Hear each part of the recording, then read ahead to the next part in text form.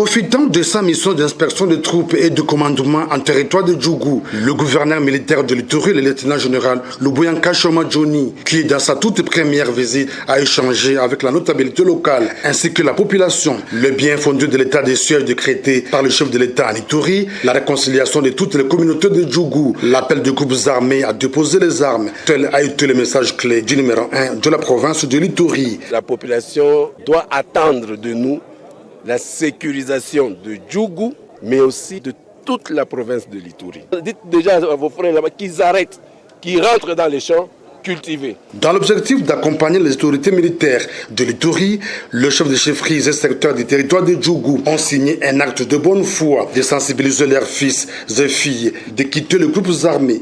Avons décidé librement l'engagement sur les points suivants. De garantir notre collaboration totale aux autorités politico-militaires, policières et de sécurité chargées d'assurer la sécurité des personnes et de leurs biens dans la province de l'Ituri. Déclarons nous désolidariser des groupes armés locaux qui sèment la mort et la désolation parmi nos paisibles populations.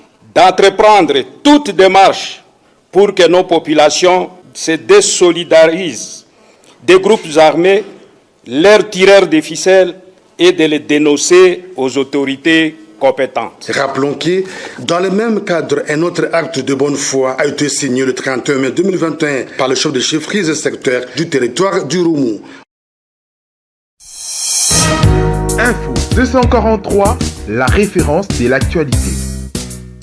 Bonjour mesdames et messieurs, vous nous suivez sur 10e rue Télévision et également sur Info 243. Bienvenue dans cette nouvelle édition. Mesdames et messieurs, il y a une année, tout ça qui descend sur terrain pour la pomona, Negeni ni wapi, makambo oya pêche, agriculture et bandaki ko salema et bandaki ko tambola na ntsele na bongo na conseiller, il y a président de la République en matière d'agriculture, pêche et élevage. Ingénieur Jean-Simon Lokango, Lelo Tozanaye sur le plateau encore une fois de plus, Tomekako Sembola, Toeba d'abord, Boni Makambo Kotambola Mbokanambiso sur le plan et agriculture, pêche et élevage. Ingénieur Jean-Simon Lokando, bonjour. Bonjour, messieurs les journalistes. D'abord, nous sommes contents parce que vous avez toujours journaliste au Lingaroé, Beloboni Fachazo Sala. Alors, Lelo na makambo itali agriculture, pêche et élevage, olobaki crise après crise sanitaire au bandaki ya coronavirus, au monaki déjà danger bandaki oya pemene donc okende vers la crise alimentaire. Lelo to moni ba prix ya biloko et mati ata pilipili biloko mususu e mati na mboka na biso et la crise est mondiale.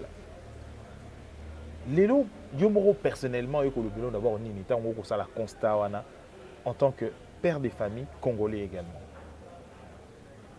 D'abord, réponse nangai kozala na mukuse. Réponse wana ezali nini?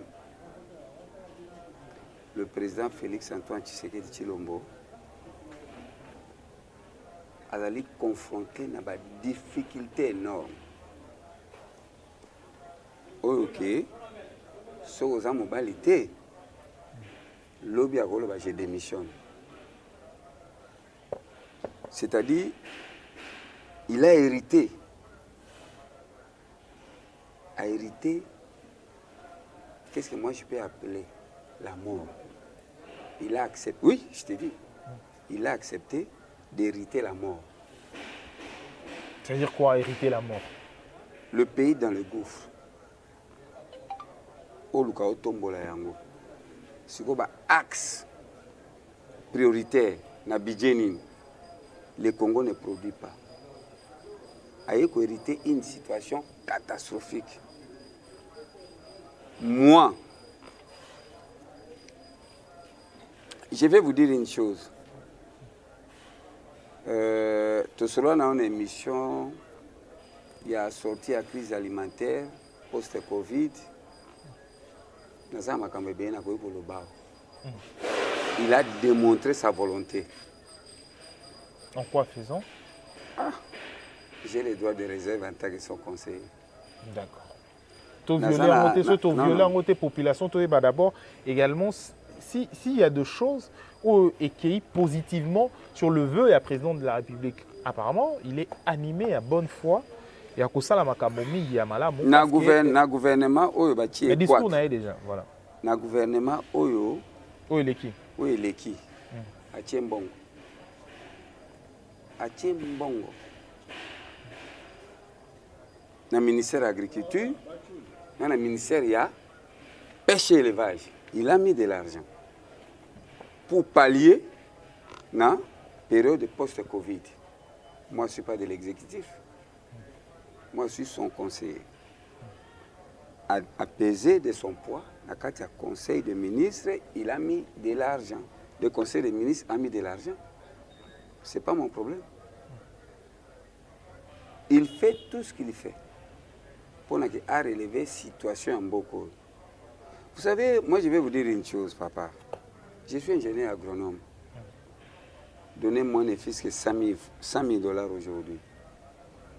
Je vous dirai, donc le web, sa président Fati, n'a pas cabinet. Et ça a 100 000 dollars. Bon, on a 7 millions de dollars. Boni, c'est-à-dire quoi? Congolais, d'un côté, apparemment, les Congolais ont travaillé, les Congolais ont salaté pour humilier ça, pour allier ça. Mon ami, je vais te dire une chose. Moi, je ne sais pas, tous on a deux présidents en Afrique. Pour Aoutaï Kokufa, le président tanzanien, le président Félix. Je ne le flatte pas. C'est l'homme qui a la volonté pour aller ça, peuple congolais. Une parenthèse. Oui, là, on a fait le bilan, l'élo, na zolo bilan, on a makasi. Tozala qui na office, moi, office national à pêche. Alors, il faut développer la pisciculture et l'aquaculture. C'est un projet que moi j'ai élaboré. Le président de la République, rien que à Kinshasa, tant que c'est l'Office national à la pêche, moi je ne dis pas au président de me nommer dans cet office. Parce que j'ai un projet pour la République. J'ai un projet pour la République. Je ne dis pas qu'à nommer Ngaï. Mais Mouto Yago Pesa, Mouto Wana Ayebake, voilà ce que le président est en train de faire. On a que Congolais, Azang ambicité, Azang ata pilipilité. Papa, est-ce que le coton, parmi les meilleurs ingrédients, il y a Biloko Bali Salambis, coton est dedans. L'agriculture est en de pair avec la pêche. L'agriculture marche toujours de pair avec la pêche. Si tu veux faire la pêche artificielle, tu ne peux pas exclure l'agriculture. Et le président nous donne le moyen. Vous voulez qu'il fasse quoi? C'est à nous. C'est nous, le ministère. Pas les cabinets, nous ne sommes pas dans l'exécutif. C'est nous, ceux qui l'accompagnent dans ces domaines-là, qui ne comprennent pas la vision du chef. Je ne suis pas là pour accuser. Mais je dois être clair parce que je suis d'abord un combattant de l'île de pêche. Pilipili, Pilipili. Combien de jours dans ma belée? Donc il a fait sa fortune en quoi? Vous savez aujourd'hui, tu continues à Goa. Mais à Goa, tous les produits bio. Non, j'ai dit tous les produits bio, Congo et Zokota Kuna. C'est une bonne nouvelle déjà au Batouar ou le Bélaté à Congo. Il y a Moko et Biloko. Vous avez une sanction des États-Unis. Mais on a le lobby boy. Le lobby na boy. Qui n'est pas ministre de l'Agriculture. Excellence Biriange, que je salue en passant, qui n'est pas ça un programme. Parce que nous sommes les collèges. Nous sommes les laboratoires du chef de l'État. Ça une matière. Maintenant, na mabele na biso ya kitoko ya malamu o koloni olia facilement. Pour l'information pour na batu mingi ba éviter agoa ezali moko ya ba o basala eza lokola ko faciliter ba pays nyonso ya Afrique pour na ko importer to ko zobilo ko zo ekene États-Unis ezongi tozaki sanctionné pendant beaucoup de temps. Mais tozongi là parce que la politique de l'actuel président de la République ezali ezali politique moko o bamoni ezali malamu mingi na diplomatie. Après ba sanction ba lever yango. Alors aujourd'hui, qu'est-ce qui fait que Congolais a kolia te biloko e mata? Le président de la République Olobi bonne fois na e abimi simbongo pour le secteur et agriculture et pêche élevage. Vous êtes un ingénieur, vous êtes technicien. Sur terrain, on démontre biso yango il y a une année passée. Qu'est-ce qui fait que biloko il ne faut pas ekoma cher na Congo kolia soit pilipili nguba biloko mike wana biso moko tokoki olia nango na autosuffisance mais etokoma na au pointé comment au pointé. Vous savez, eza na batu moko baleka na ba télévision baloba que non. Après 2023, c'est le président de la République qui sera comptable, n'est-ce pas? Ils ont raison pour le dire. C'est le président qui sera comptable, n'est-ce pas? Oui, le président a la volonté à 100% papa pour nourrir le peuple congolais. Est-ce que tu veux me dire que le président a se substitué dans la fonction de ministre? A se substitué dans la fonction de la même aux ACAF aux Alias. Oui, Koufa Benga aux ACAF comme Office national de produits agricoles. Vous voulez que le président de la République descende même à Agolo Nathan Zete? Question de Tuninga, nous avons droit à réserve. D'accord? Je ne vais pas répondre à cette question. Je vais répondre T. Moi, je vais tout simplement dire ceci. Le gouvernement Samaloukonde, où il est sur le terrain, et avec notre nouveau ministre de l'Agriculture, avant comme en 2023, il est capable de nourrir le peuple congolais. Ah, donc déjà, les Congolais vont se nourrir encore d'espoir, attendre dans oui, gouvernement Samaloukonde. Oui, parce qu'on était bité à un problème sérieux. Et toi, celle que tu connais. Ce que le président a fait le revirement, c'est pourquoi? Parce que les choses ne marchaient pas. Donc, mais, entre autres, ceux les loans, les alitonini, c'est les fruits également. Il y a coalition FCC Cash ou croque-jambe des Aïki, blocage des Aïki pour persister. Messieurs les journalistes, le président a sali baguette magique, a lancé gratuité, il y a enseignement de base. Est-ce que ça y est baguette magique ou bien ils ont la constitution? Nana bloqué, nana baby siam. C'est lui. Gratuité enseignement. Il y a moi. Mais c'est de même aussi dans le secteur Nyonso. Ils n'ont pas voulu accompagner le chef de l'État. Excusez-moi, j'ai dit la vérité. Le ministre, quand tu es ministre, tu es d'abord un acteur de développement. Un ministre, c'est lui l'exécutant. C'est lui qui a le programme, il prend le programme du gouvernement pour mettre en action. C'est là où le chef de l'État est en train de souffrir.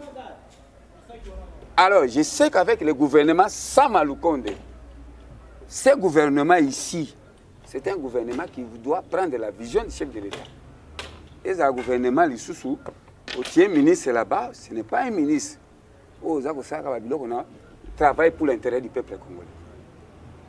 Parce que le chef de l'État s'est battu, alors non, il a connu un blocage, il a reconnu, il a dit tout ça, l'union sacrée.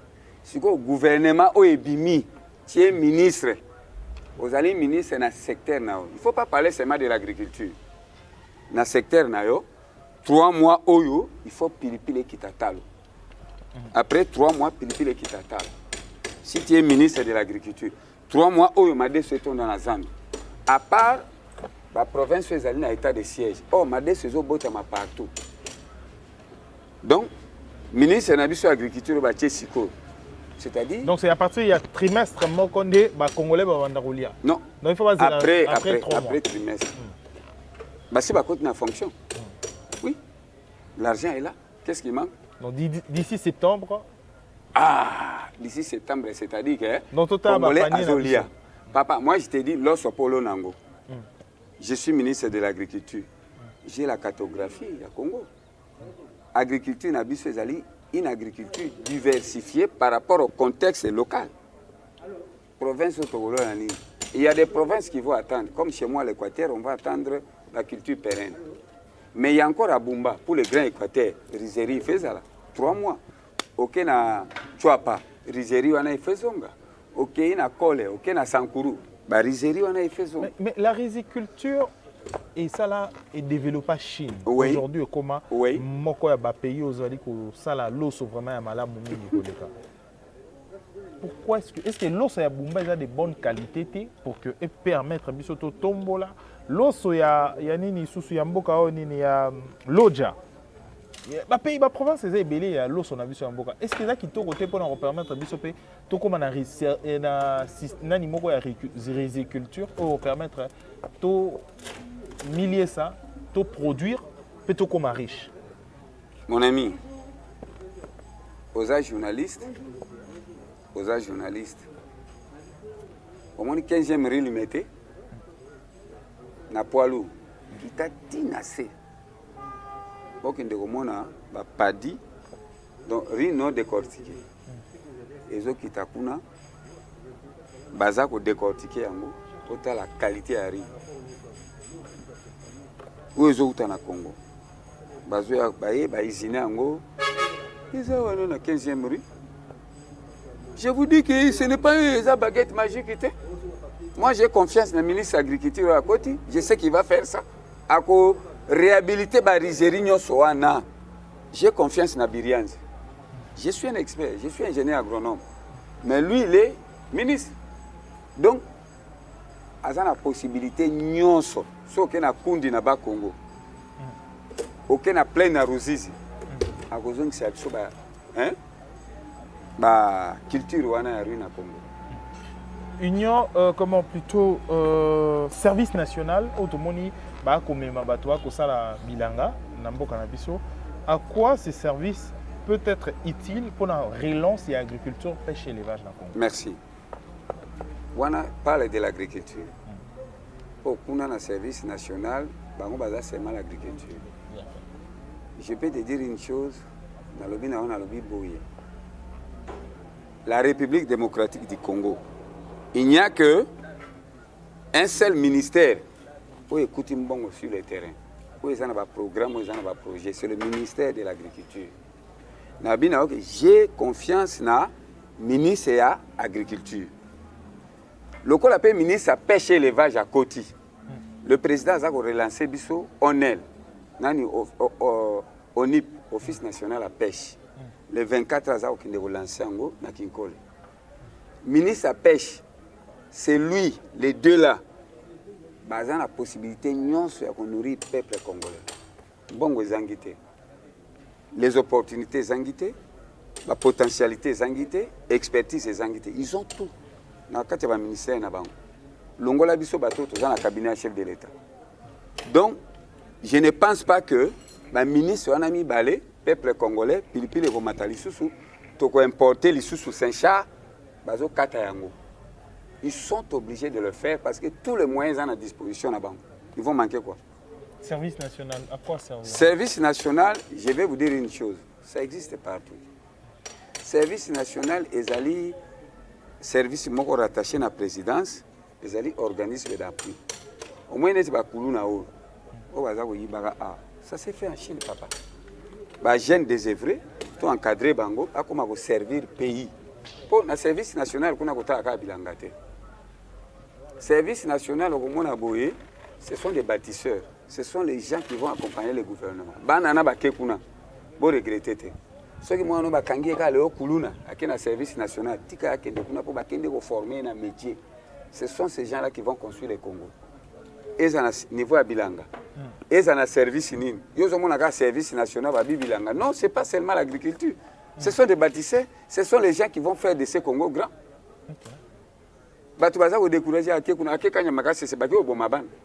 Jadis, j'ai les droits à réserve.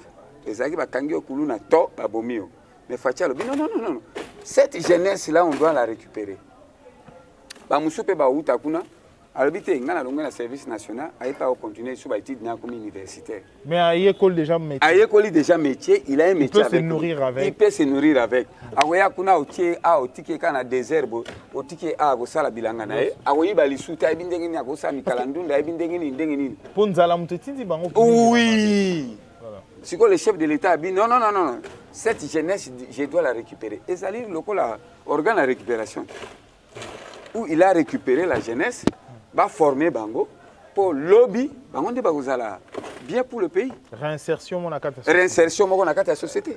Donc, alors, Lélo, c'est vrai que Congolais peut également, à n'a pas de responsabilité. Il lobby, tu vois, que maman, tu vas tenir sur la bilanga na simandako. Mutunyo sozaya mwa bilanga nguba, mwa bilanga ya matembele, ya ndunda, pilipili na simandako.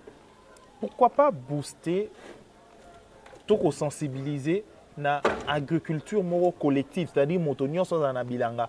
Ata ba conseiller en onyo so conseiller moko ya chef de l'État moko na moko. Basala na bilanga ata pour que makambo change aujourd'hui. Pourquoi cette culture est libre? Journaliste. Mon cher ami, na respect sur Nazana Monayo, moi j'ai déjà 2000 hectares na bas Congo. Conseiller chef de l'État, j'ai 2000 hectares. Oh. Oui. Aujourd'hui, on va 20 ans après. Après. Ah ok. Na ba chef coutumier. Et puis, Nazan ba partenaire on a nazo qui le travailler kuna. Na osala ka pilipili, na osala ka madesu. Tu comprends? Le problème qui est là c'est quoi? Yo lobi ata mutu. Le pango na simandako aya ko cha muelanga. Mais tu te trompes.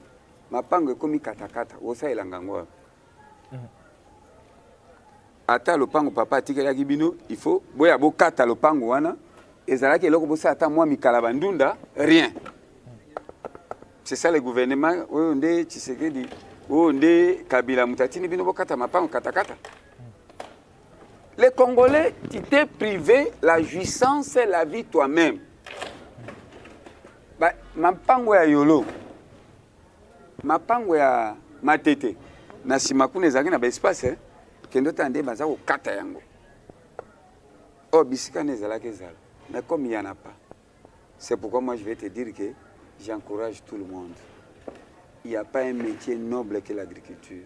C'est un métier noble où tout le monde est censé, si tu achètes, tu vois au moninga tokuti moi misala moko ko filmer te, partout où tu es, il faut en avoir un jardin. Ngana sombi lopango na yolo. Lopango na sombi na bino ke nazali suna 2000 hectares. Mais c'est là que je vais rester, c'est là que je vais résider. Donc politique, le chef de l'État a mené une réforme importante. Et quand tu as un secteur agriculture, pêche et élevage, où tu verras que tout le monde va comprendre l'importance en haut, et il va nous obliger. Je suis conseiller du chef de l'État, ou puis concessionnaire. Je ne suis pas député, je ne suis pas législateur, mais je insiste toujours que la loi n'est pas que tu entres en fonction, il faut que tu aies place bilanga na ezali. Soki bilanga ezali te. Parce que ozozwa. Pour que nous sommes appelés, même dans le village nao. Comment quelqu'un ndé vendir chacun dans son village attend moi l'open de terre. Mais comment tu ne cultives pas? Ça doit être une loi nationale. Un vrai problème aussi d'évacuation. L'évacuation pose problème. Banzela. Je vais te dire une chose. Tous un ministère du développement rural. Musalo IG faza ko sala bo considérer ango. Mbongo zozonga la caisse à l'État. On va financer tous ces travaux-là. Ministère du développement rural zanga mbongo. Mais mbongo yango ne zozonga la caisse à l'État. Bah ils route à des sites agricoles et ko servir biso, pour évacuer biloko sans problème. C'est ça Fati, c'est ça ce que Fati veut. Il veut et à quand la réalisation? À quand la réalisation? Je suis désolé. Tu me poses la question? Oui, merci. Moi na botamika alelo. C'est ça? Non, à quand? À quand? Lorsque Alobik a un chef, il est en train de contrôler. Mbongo à la caisse à l'État. C'est là qu'on va financer les travaux, on n'a pas. À quand, comment? Mais c'est l'argent. On doit d'abord disponibiliser les fonds. ces fonds, ils n'ont pas poche à battre. Ils ont la banque centrale. C'est cet argent-là qui va servir la République, non? Comment tu es à cas? Parce que non! Dans. Comment on peut répondre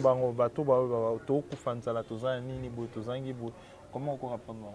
Tokufanzala, tozangi boye, lokola mbongo bandi kokota na caisse à l'État. Parce que le président, poisson matériel, un mécanisé agricole, c'est avec l'argent. Mbongo lokola les autres sont à la caisse à l'État. C'est cet argent-là. Parce que le peuple, d'abord, ils ont se concrétisé. Bon, mbongo ils allaient quitter. Mbongo siko ezo kendo sala siko misala o etangami ke tolo na bilanga batubalia. Alors, comment qui est vers la fin édition de Bisso, pendant 30 minutes, mais ça donne envie à continuer au solo là. Et il faut voir les autres sont un technicien. Donc c'est un technicien. Azamoto aibi vraiment bilanga, mabele, aibi pêche, aibi agriculture, aibi élevage. On a domaine ingénieur Jean-Simon Lokango, alors il conseiller à président de la République en matière d'agriculture, pêche et élevage. Aujourd'hui, comment on peut, dans moins de 2 ans, développer RDC? Ce qui est un ingénieur, ou ça la plan mokoneti, mais ça la plan na Chine dans 30 ans va se développer en 2 ans. Tout atteindre seuil à vie et longwa na bas échelle tout matamment moqué. Mais Mao n'est pas allé par 4 chemins. Il a utilisé la pêche et l'agriculture. Et c'est le projet que moi j'ai pour le pays. Comment? Oui. On doit commencer. Il y a l'agriculture qui produit, il y a aussi la pêche. Et la pêche, ton ami balé batambola de paix. C'est-à-dire quoi? Moi je vais te dire une chose. J'ai élaboré un projet de 5 millions de dollars par province. Ce projet-là doit engager, pour l'emploi direct, c'est 1500 emplois, chaque province, où on doit installer l'élevage des poissons en cage. J'ai dit bien l'élevage des poissons en cage. Et là où il y a l'élevage, c'est là où il y a l'agriculture. C'est ce plan-là que moi j'ai établi. J'ai dit non. Écoutez-moi. 6 mois, vous avez les poissons, n'est-ce pas? 6 mois, vous avez les poissons. Donc, s'il faut parler en termes d'installation, tout et tout, nous n'avons que 9 mois seulement. Et à partir de 9 mois, Congola Bandiko Lia, tu as une surproduction. Parce que c'est un produit, c'est un projet multiplicateur. Et c'est ça le projet que j'ai mis en disposition de la République. L'élevage des poissons en cage, la pisciculture, les étangs. Tu comprends? Là où il n'y a pas la moyen de faire l'élevage des poissons en cage, nous allons utiliser ce qu'on appelle, l'élevage des poissons en cage, on va utiliser ce qu'on appelle les étangs.